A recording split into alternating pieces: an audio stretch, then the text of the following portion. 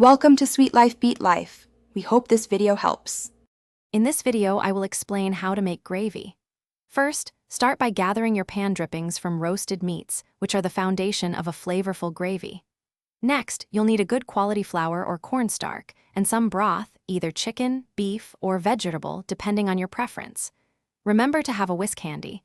It's your best friend for achieving a perfectly smooth, lump-free consistency. We'll cover the exact steps to combine these for a delicious result. The secret to a thick, delicious gravy often lies in the roux. This is a mixture of fat and flour, typically made with 2 tablespoons of fat from your pan drippings and 2 tablespoons of flour.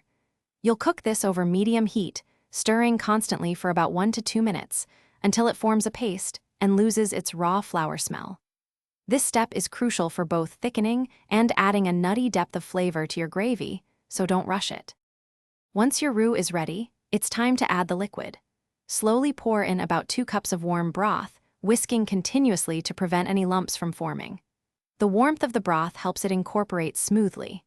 Bring the gravy to a gentle simmer, allowing it to thicken to your desired consistency, which usually takes about 5 to 7 minutes.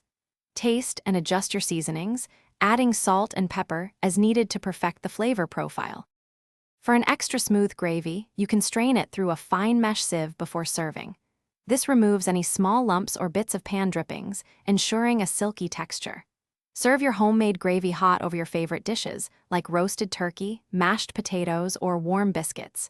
It truly elevates any meal. And speaking of meals, make meal prep easy with leak-proof containers.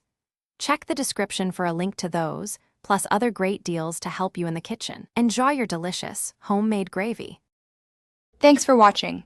Consider subscribing if we helped you.